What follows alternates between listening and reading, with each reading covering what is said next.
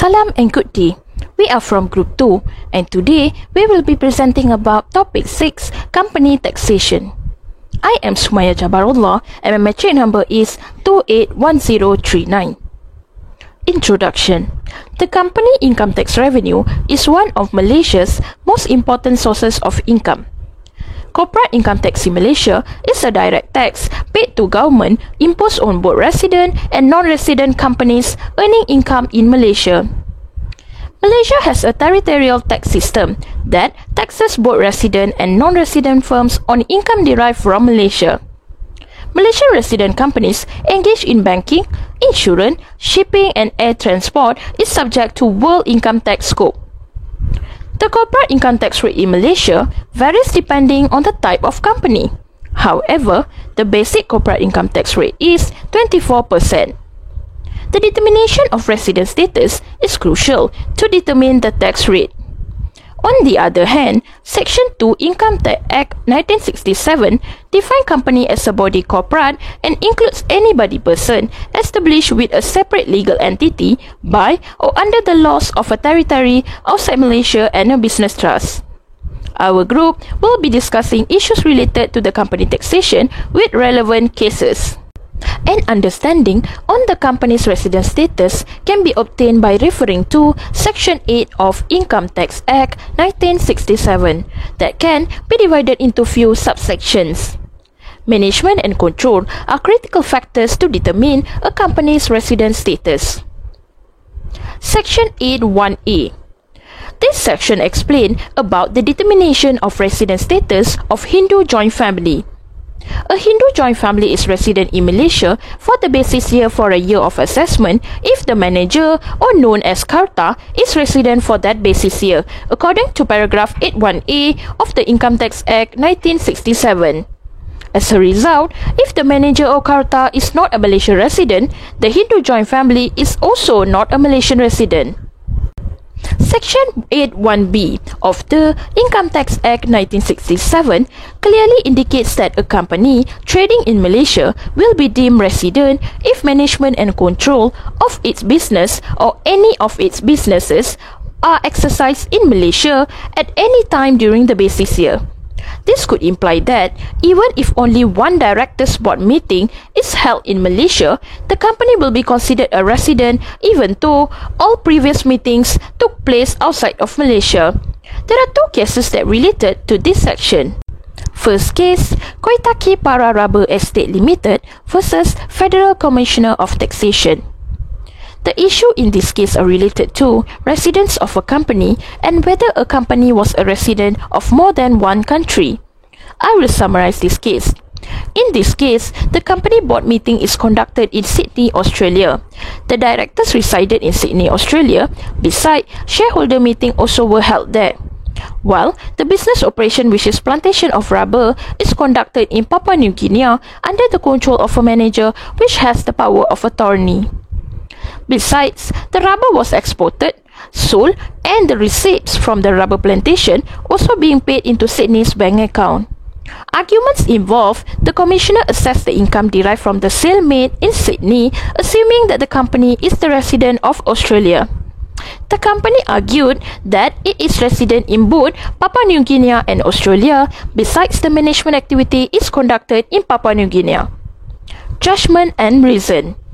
It is held that the company is a resident of Australia only, not Papua, as the directors' meeting is conducted in Australia, whereby this shows the central management and control was conducted in Australia. The manager handling the plantation in Papua was just carrying on daily activities and does not involve the decision related to the control or management of the company. Based on the case above, in Malaysia context, if a company's directors' meeting are held outside of Malaysia, it can nonetheless have all of its trading operation here while remaining a non-resident. Furthermore, it makes no difference where it is registered or where it has the registered office or the shareholders' meeting. Another case related to Section 8(1)(b) Income Tax Act 1967 is Malayan Shipping Company Limited versus Federal Commissioner of Taxation. The main issue that can be observed in this case is whether the company was taxable as Australian resident. This Malayan shipping company is incorporated in Singapore. Besides, the only trading contracts of the company were also made in Singapore. The manager director of the company, Mr. Slay, who is an Australian resident, is powerful as no decision can be made without his consent. Even in the company constitution has specified that no resolution of the company could be legally effective without his approval. The argument here is the company claimed that it is resident in Singapore, while the commissioner assessed the resident status of the company based on Australia as the control and management seems to be there. The decision. High Court held that the company is resident in Australia as the central management and control appeared there. Basically, a company registered in Malaysia may be resident abroad, and this can be seen by us in this case. Other sections that are involved in resident status of companies or bodies of person are Section 81C. This section states that any other company or body or persons other than a Hindu joint family is resident in Malaysia for the basis year for a year of assessment if its directors or other controlling authority such as a board of management director exercise management and control of its affair in Malaysia at any time during the basis year. Management and control of an investment holding company business comprises investment management and significant investment choices. The case related to Section 81C is Todd versus Egyptian Delta Land and Investment Company Limited. The issue is whether the investment company is a resident of the UK or Egypt. Basically, in this case, the company has a registered office in UK and this company receives mortgage interest and others arising from Egypt. The directors met in Egypt. On the other hand, the shareholder meeting is conducted, dividends were declared, share registers were kept and bank accounts were kept in Egypt. It can be seen all the functions of the company were carried out in Egypt. Only the register of members and directors were retained in UK London. Arguments. The company argued that the company is resident in UK London as the company is registered there and the register of members and directors retained in UK. The commissioner claimed that the company is an Egypt resident. It was held that the company is resident in Egypt as it is determined that the management and control was found there. Besides, the board meeting were also conducted in Egypt. Foreign firms typically expand their operations into Malaysia by establishing a subsidiary or establishing a branch. Section 81B and 81C of the Income Tax Act 1967 would govern the residency status of subsidiaries of international company. Foreign company branches in Malaysia are normally classified as non-resident unless it can be proven that the management and control of its affair, businesses or any one of its companies is exercised in Malaysia. For example, Dutch Lady Milk Industry Berhad is a subsidiary of foreign company Friesland Campina. The Dutch lady is resident in Malaysia as the board meeting representing the control and management, even the business activities happen in Malaysia. Section 82 ITA 1967. It is presumed until the contrary is established that a company continues to be resident in Malaysia for the subsequent years of the assessment when it has been established between the Director General and the company that the company is resident in Malaysia for a specific basis year for a year of assessment. The detailed explanation of the central management and control will be explained by the next presenter. Thank you. Assalamualaikum and hello everyone. My name is Nur Sabrina binti Samsul Bahrain and my metric number is 281148. I will now explain about the management and control.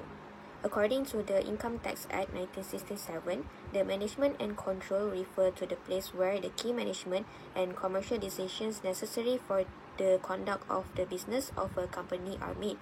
If the management and control of a company are exercised in Malaysia, it is considered a resident company for tax purposes and subject to Malaysia income tax on its worldwide income.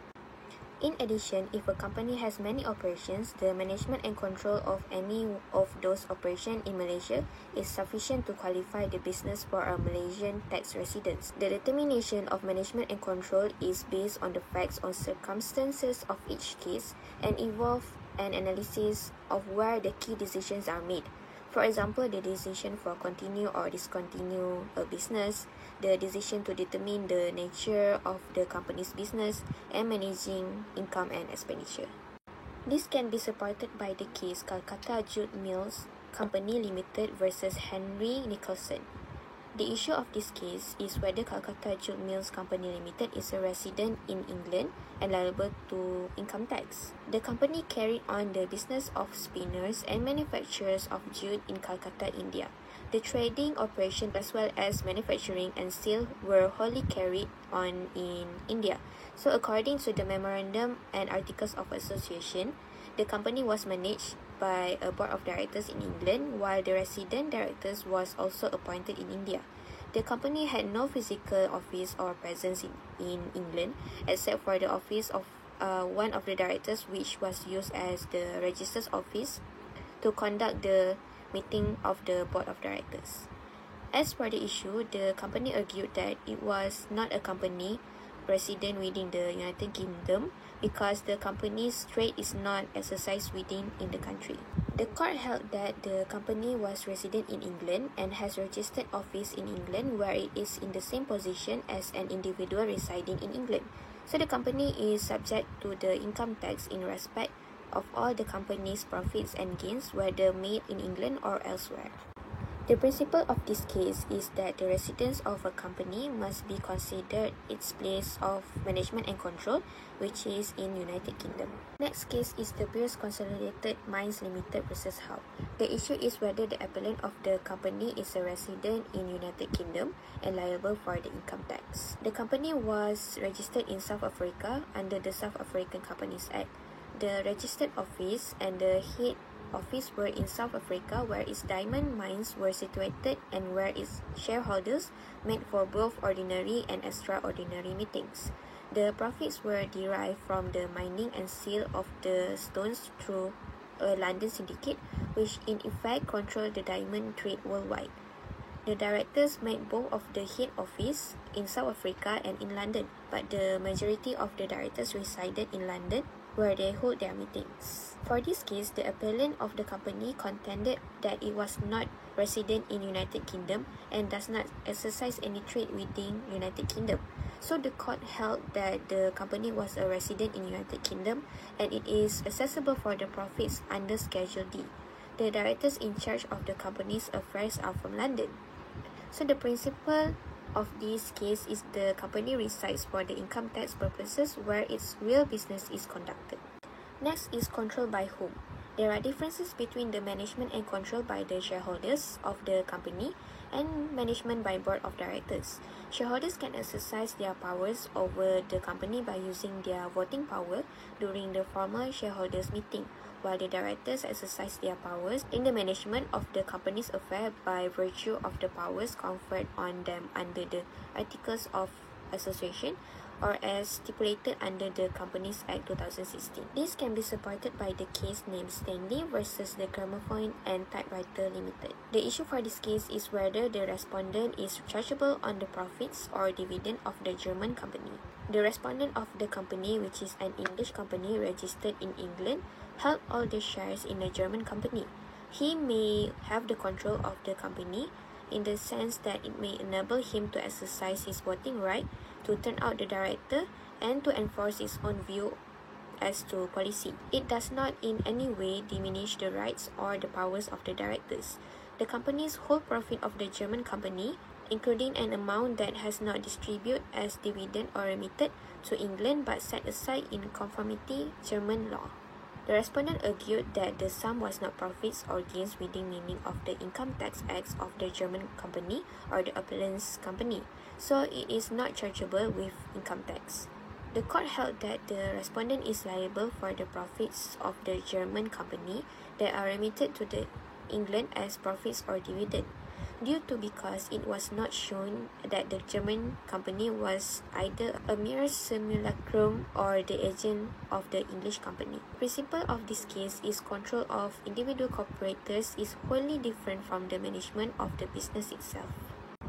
Moving on to the control of subsidiaries by parent company. The mere possession of share capital by a parent company does not mean that the parent company manage and control the operations and business subsidiary. The parent company will determine that the general line of policy and leave the daily running operations to the subsidiary's management. It appears most likely that the tax resident status of the subsidiary will be determined more in relation to the resident status of the parent company if the parent company assumed all of the responsibilities for managing the operations of the subsidiary, or the subsidiary is fully subservient to the parent. So the related cases that we can see is Bullock versus Unique Construction Company Limited. The issue is whether the subsidiaries were resident in United Kingdom in the relevant years. So there are 3 subsidiaries registered and conducted business in East Africa. The management and control of each subsidiary is under their directors who could not meet in United Kingdom. Companies did not prosper, and the parent company decided to take over the management and control. There was no formal agreement with the subsidiaries, but thereafter, the parent company made all the important decisions, and it was done from London. In this case, the argument happened because the subsidiaries were based in East Africa, and none of them were resident in United Kingdom at the time. The court found that the controlling power and authority was vested in its board of directors and held that the subsidiaries were resident in United Kingdom in the relevant years. So the principle for this case is that a company is resident where its central control and management is abide. Greetings, Doctor. My name is Suganti Gunasegaran and my entry number is 281888. In this slide, I'm going to explain about the dual residence. So the first point is Malaysia has entered into an agreement with a number of countries that avoid double taxation by allocating taxing rights over bilateral income flows between the respective treaty partners. If an individual who is a resident in one of the countries for a basis year may also be a resident for that other country for the purpose of the double tax agreement. If the individual is a resident of both countries, the avoidance of double tax agreement generally contains a certain tiebreaker test to establish the residence solely in one of the country for the purpose of the agreement. In Article 4 of the Malaysian Double Tax Agreement, state the test for residence and the tiebreaker for dual residence. So the tiebreaker test provides that dual residents be treated solely as a residence of the treaty partner country for the purpose of the agreement. So in the term of the relevant double tax agreement should be referred to when determined. So the example case for dual resident is Swedish Railway versus Thomson. So the issue of this case is where a company can be a tax resident in 2 different countries at the same time or not. So the case is about a registered company can have more than one residence for UK Income Tax Act purposes. Such companies are thus potentially liable to pay the corporate tax in more than one jurisdiction. So this legal proportion is confirmed in Swedish Central Railway Co. and Thomson. So in 1925, the House of Lords decision has influenced how the English and Commonwealth courts determine the location of a company's place of the central management and the control. This particular tests have been proven that the pivotal in subsequent UK income tax is enactments regarding where the company owned their income tax obligation. So the judgment given that a registered company can have more than one residence for UK Income Tax Act purposes. So such companies are potentially liable to pay corporate tax in more than one jurisdiction. The imputation system versus single tier system. Under the imputation mechanism, tax paid by the company will be deducted as a tax credit from dividend given. This imputation is replaced by single tier system, under which a company tax would be final tax, meaning there would be no spillover impact on shareholder and dividend made by the company will no longer be taxable. Recognizing that any Section 108 balance would represent a potential benefit to shareholders if dividend were paid, the new approach was implemented with a 6-year transition period from 2008 to 2013. Companies with Section 108 balances as of December 31st, 2007 could, under certain conditions specified in the transitional rules, continue to pay dividends that were formerly taxable and carried a tax credit. In 2014, all companies in Malaysia must move to the single-tier system. The differences between these two tax systems are being summarized in table below. For imputation system, tax paid by a company is not a final tax, while for single-tier system, tax paid by a company is a final tax. For imputation system, tax is deducted from dividend paid, credited and distributed to shareholders, while for single-tier system, no tax is being deducted from dividend paid, credited or distributed to shareholders. Under imputation system, shareholders are taxed on gross dividends received and entitled to claim Section 110 set-off. Under single-tier system, dividends are exempt in the hand of shareholders. Lastly, under imputation system, tracking mechanism through Section 108 account, while for single-tier system, no tracking mechanism is required. Hi, my name is Nur Azmina Nisa. Now, I would like to present regarding issue that involve in company dividend and distribution. First of all, what is dividend? Dividend is the distribution of profit by companies to its shareholder after being determined by company's board of directors. That means the dividend is the reward for shareholder who hold the company stock.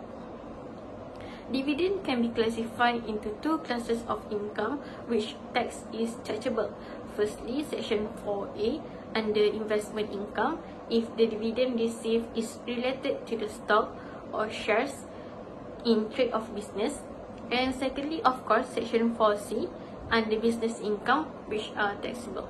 The related case is Taylor versus Reid. In this case, Reid was appointed as trading manager by Taylor, who was the director of the company. In addition to the salary of Reid, Taylor was agreed to transfer fully ordinary shares of the company to Reid and guaranteed to provide returns 6.5% annually for 3 financial years. The company declaring dividend in November for the financial year in July. However, Taylor and Reid sold all the shares of the company to another company in September. So, the issue here is whether Reid is liable for the amount of dividend. The argument is Reid was claimed that he is entitled to get the return of 6.5%. But the court held Reid was failed to entitle the guaranteed return.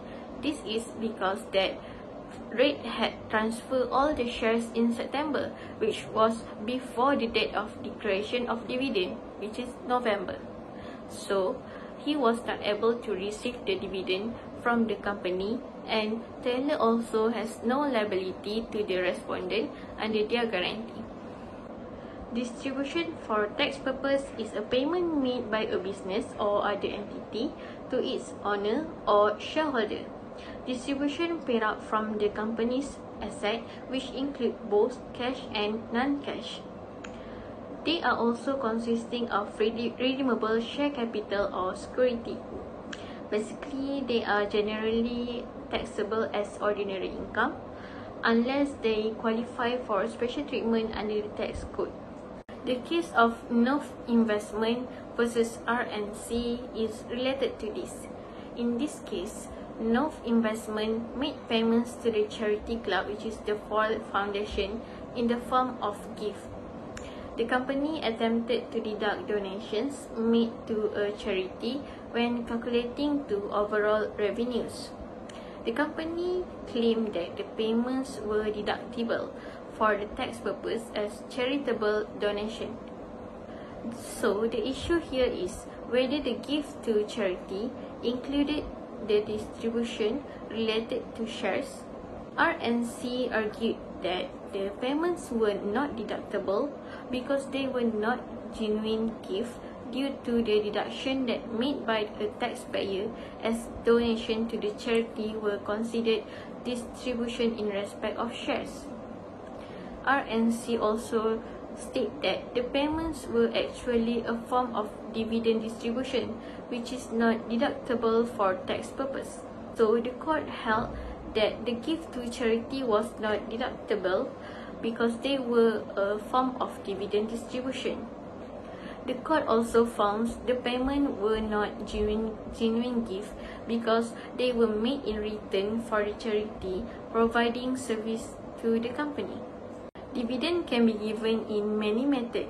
Firstly, dividend can be paid through the distribution from capital profit. Capital profit means profit from disposal of fixed asset or issuance of shares and debenture for the purpose of fundraising.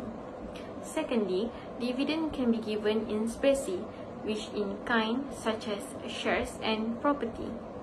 Thirdly, dividend can be given at once to the shareholder. The related case for distribution of capital profit is CIR versus Trustee of Joseph Reed. The case is about the death of Joseph Reed, who held shares in South African company. The trustee of Reed Estate received a dividend on this share and Inland Revenue assessed them to income tax. So the issue here is whether the dividend was accessible to income tax or not. The argument, the trustees was appealed to the special commissioners that the dividend was not accessible to income tax. Then, Inland Revenue also appealed to the decision of special commissioners to High Court, which dismissed the appeal. The court decided that the dividend received would be categorized as income from foreign holding, which is United Kingdom, and hence assessed under the Case 5 of Schedule D. Next, this is related case with dividend in specie. The case was Ray versus Leisure Investment. In this case, the respondent were Leisure Investment, which is a UK company. It had shares in American company called Certainty that produced two businesses. After that, due to both businesses could not properly run together, Certainty transferred both businesses to another new American company called Bestwall. Certainty then distributed its assets, which are the shares in Bestwall, among their shareholders. So the issue here are whether a distribution of asset by foreign company to its shareholder was to be treated as a capital or income distribution. The respondent argued that the distribution was a capital distribution and should not be taxed as income. The court held that the distribution was income arising out of a foreign company. From a shareholder perspective, the distribution of the share is an income. 6.3 Company Dividend and Distribution. Bonus share is not dividend income. A bonus share issue is an offer for additional shares that are provided to the company's existing shareholders. Essentially, a bonus share issue solely involves the share capital and will not influence changes to the company's cash flow. Usually, a company will make this offer when it is short of cash to pay dividend to shareholders. The table below will show the justification for why the bonus share is not the company's dividend. Firstly, bonus share is not dividend because did not involve in the release of asset to shareholder. Next, shareholder holding remain unchanged. And lastly, do not involve dividend out of the accumulated profit, but only involve increasing the share capital of a company. A Malaysian company can issue bonus share to shareholders which are tax-free. As a result, no tax is imposed on stockholders who gets bonus share. The cases that are related to bonus share is Commissioner of Inland Revenue versus John Blot and Commissioner of Inland Revenue versus Benjamin Isaac Greenwood. Issue of this case, whether a share allotted fully paid in satisfaction of a bonus award to a shareholder was income on which super tax was chargeable. Case fact, in both cases mentioned, the respondent was a shareholder in a limited company. The company, by the power of its Article of Association, had declared a bonus from its undivided profit. In order to satisfy the bonus, the company allotted to its shareholder as fully paid out certain ordinary share and led to form part of the company's authorized but unissued capital. So in this case, the shareholder had no choice to receive cash instead of shares as the bonus. Argument. The respondent did not include the bonus share received in cash form in his return of total income from all resources for the purpose of super tax assessment.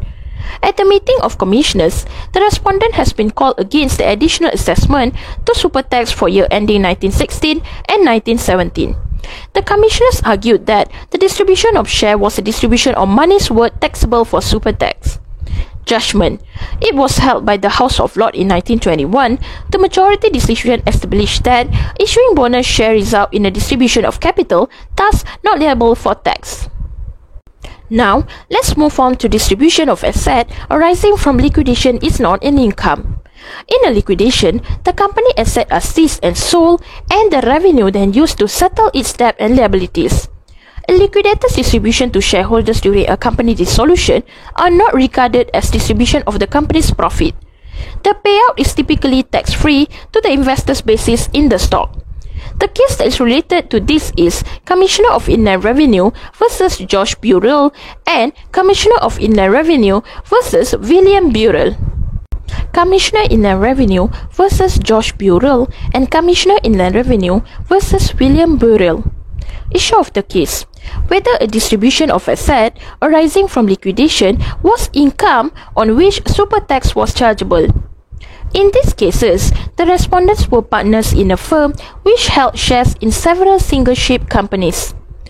On the sale or loss of its ship, each of the companies went into voluntary liquidation and its surplus assets, including reserve set asset out of profits and other undivided profit, accumulated and current, were distributed by the liquidator among the shareholders. The arguments. The respondents did not include the receipt received from distribution of asset as income in the written form of super tax. At the meeting of commissioners, the respondent has been called against the additional assessment to super tax for year ending 1917, 1918 and 1919. The respondent argued that it is the property of the company which the liquidator distribute among the shareholders, that such property does not include payment made by the companies to shareholder in reduction of paid-up capital. The judgment held that on the liquidation of a company, undistributed profit can no longer be distinguished from capital, and that such portion of the asset distributed by the liquidator as represent undistributed profit is not income in the hands of the shareholders, which they are required to include in their return of total income for super tax purposes. From this case, it can be concluded that distribution arising from asset due to liquidation is not an income that are taxable. That's all from me. Thank you. I will continue with controlled companies. According to Section 139 of Income Tax Act 1967, a company is considered a controlled company if the company has not more than 15 members and is controlled by not more than 5 members. As per Section 139(1) subsection A, a person shall be taken to have control of a company if he exercises or is able to exercise or is entitled to acquire control over the company's affairs, and in particular without prejudice to the generality of the preceding words, if he possesses or is entitled to acquire the greater part of the share capital or voting power in the company. In Section 139(1) subsection B, a person shall be taken to have control of a company if he possesses or is entitled to acquire either the greater part of the issued share capital of the company, such part of the capital as would if the company of the income of the company were in fact distributed to the members, entitle him to receive the greater part of the amount so distributed. Such redeemable share capitals as will entitle him to receive on its redemption the greater part of the asset which in the event of winding up would be available for distribution among members. While in Section 139(1) subsection C, a person should be taken to have control of a company if the event of a winding up, he will be entitled to the greater part of the asset available for distribution among members. The related case for Section 139(1) subsection A is Steel versus EVC International NV. The issue for this case is whether ICI and Anycam were acting together to secure or exercise control of EVC at the time the dividends were paid. The third appeal of EVC against the decision of Lightman J. In this case, ICI and Anycam set up a joint venture EVC on the basis of shareholders' agreement between ICI and Anycam. EVC has a wholly owned subsidiary in United Kingdom, so the subsidiary pays 2 dividends to EVC and EVC claim tax credit. The inspector refuses the claim of tax credit because the article required the company not controlled by a person or more associated or connected persons together to claim the tax credit.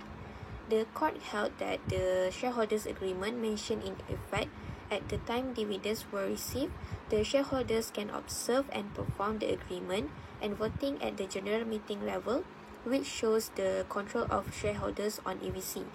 The shareholders were acting together to exercise control of EVC, so EVC cannot claim tax credit on the dividend received. That's all from me. Thank you. Next, Section 139 Clause 2 state that if any of the subsection 139 Clause 1 are fulfilled by 2 or more persons, they are considered to have control over a company. While Section 139 Clause 3 state that if a person fulfills Section 139 Clause 1 and 139 Clause 2, that person can give their powers to another person to control on their behalf. Other than that, Section 139 Clause 4 state that only one of the trustees can become the member of a control company if they are the members of a control company, and if the trustees fulfill Section 139 Clause 1 and 139 Clause 2. Only one of the trustees can be considered to have control of the company. The case that is related to this section is JBB and Sons versus Commissioners of Inland Revenue. The issue here is whether shares in company held by the directors as trustees could be added with shares held by them to determine whether they have control over the company. The fact is, 8 directors of a company held 209,332 ordinary shares in which it was less than 50% of ordinary share. 3 directors named John, James, and Henry, who were brothers, held 57,500 ordinary shares in which they held as trustee of a marriage settlement of their sister. Special commissioners state that the trustee director ordinary shares did not provide them with a current interest in allowing them and their co-directors to control the company. So, the company appealed against the decision of the special commissioners that 57,500 ordinary shares held in trust had a beneficial interest for the 3 directors, and it should be added to the 209,332 ordinary shares for considering whether the company was directors' control.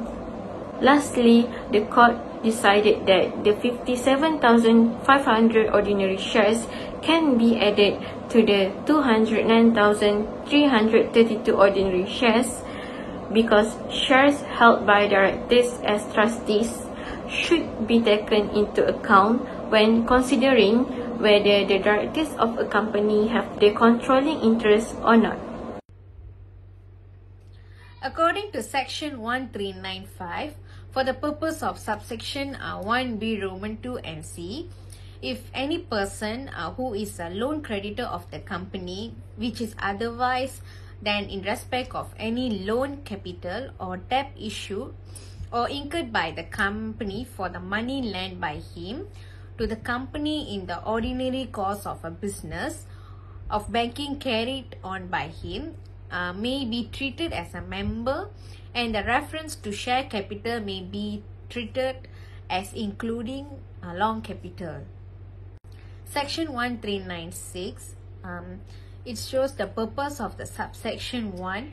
There may be attributed to any person all the rights and powers of any company of which he has or he an associate of his have control or any of two or more such companies or of any associate under subsection 3, but not those attributed to an associate under this subsection, and such attributions shall be made under this subsection as will result in the company being treated as under the control of 5 or fewer persons if it can be treated. So this is the example case of the section 1396. The case is under Gascoigne's Group Ltd and ORS versus HM Inspector of Tax. This was an appeal by the taxpayer against the decision of the Special Commissioner deciding as a preliminary issue that the 3 companies were associated for the purpose of small company rate of corporation tax.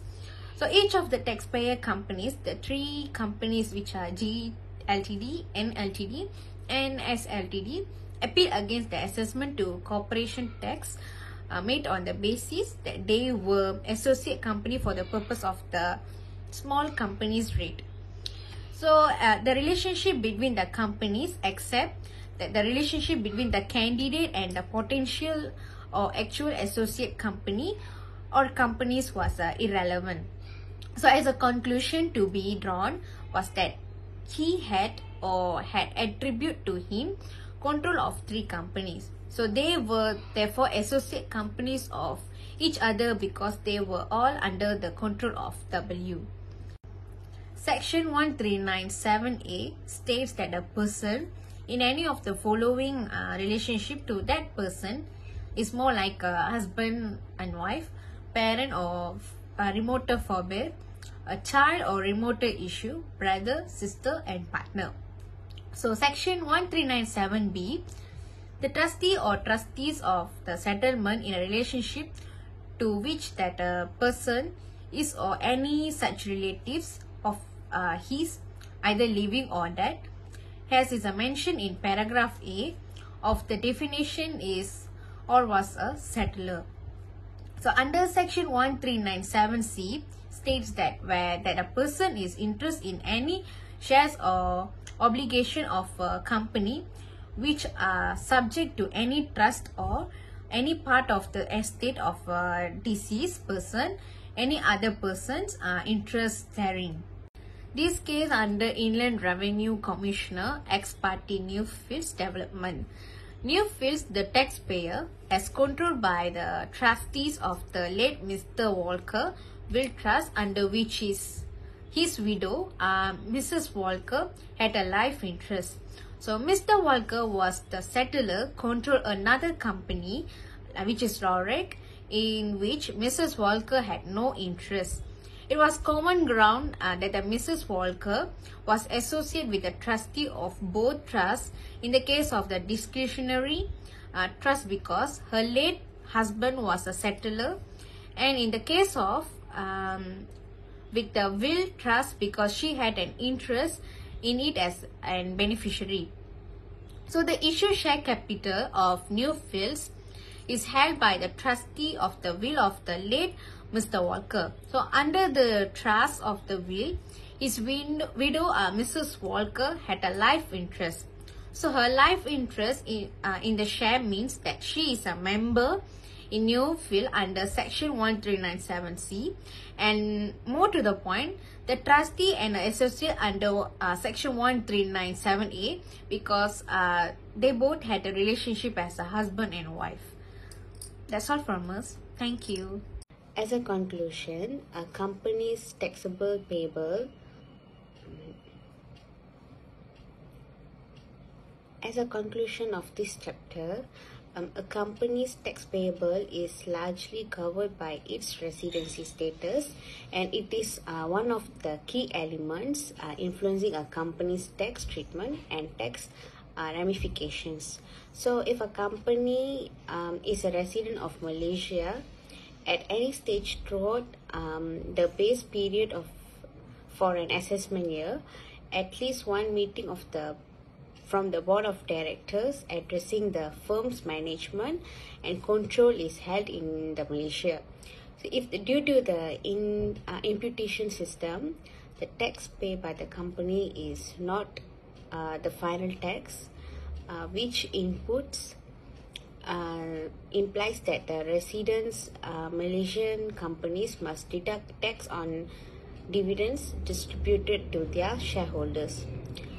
All the dividends distributed by a resident company are tax-free in Malaysia, and all companies, even current ones, must utilize a single-tier dividend structure. That's all from us. Thank you.